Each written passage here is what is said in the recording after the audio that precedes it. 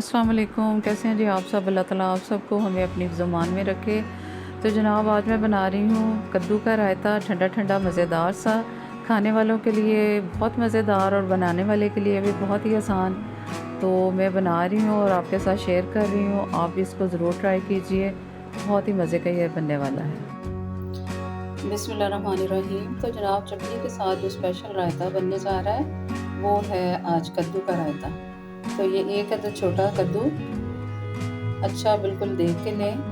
तो ये मैंने एक अदद कद्दू ले लिया, एक प्याज, एक खीरा, एक टमाटर, एक सब्ज़ मिर्च और थोड़ा सा सब्ज़ धनिया, और इसके साथ नमक और काली मिर्च का इस्तेमाल करके बेहद मज़ेदार और ज़बरदस्त जायके वाला रायता आज मैं तैयार कर रही हूँ और इसकी रेसिपी भी आपके साथ शेयर कर रही हूँ। इंशाल्लाह आप भी बनाएंगे, बहुत ही मज़े का ये रायता बनने वाला है। चलिए स्टार्ट करते हैं। पहले मैं इस कद्दू को कद्दूकश करके और थोड़ा सा पानी डाल के तो इसको हल्की आंच पे मैं पकाऊंगी ताकि ये पूरी तरह से गल जाए। और देखें यहाँ पे मैंने कद्दू को कश कर लिया मोटे कशर के साथ। अब इसमें आधा ग्लास पानी डालूंगी और इसको चूल्हे पे चढ़ा देंगे। जी तो मैंने इसको कद्दू को कश करके इसको चूल्हे पे चढ़ा दिया और अब इसको जैसे ही उबाल आएगा मैं इसको कवर करके हल्की आंच पे पकने दूंगी यहाँ तक कि ये अच्छी तरह से गल जाए।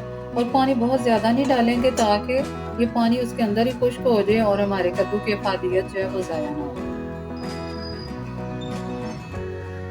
दूसरी तरफ ये है कि मैं खीरे को भी छील के इसको भी कश कर लूँगी और प्याज को भी कश कर लूँगी। धनिया और ये जो सब्ज़ मिर्च है इसकी मैं बारीक सी चटनी बना लूँगी और टमाटर भी बारीक बारीक काट लूँगी।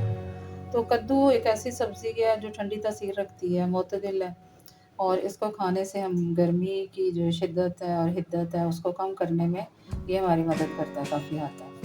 तो रायता बनाए, चटनी बनाए गर्मियों में तो ये हमें जो है गर्मी से बचने में मदद करेगी इंशाअल्लाह।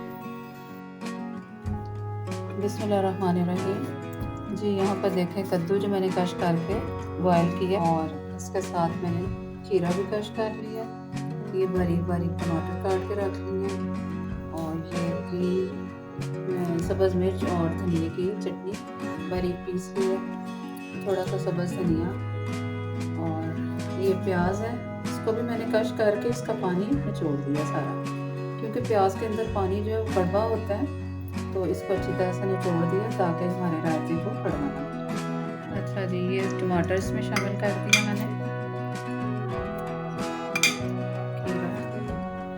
खीरा भी इसमें शामिल कर दूंगी और प्याज।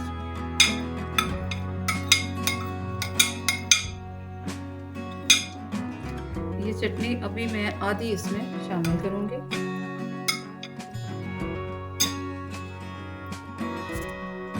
और अब इसमें मैंने दही भी शामिल कर दिया 1 से 1.5 पाव के करीब, और इसमें थोड़ा सा ज़ीरा शामिल करूंगी, हाफ टी स्पून के करीब नमक, हाफ टी स्पून काली मिर्च। इन सब चीज़ों को अच्छी तरह से मिक्स करेंगे।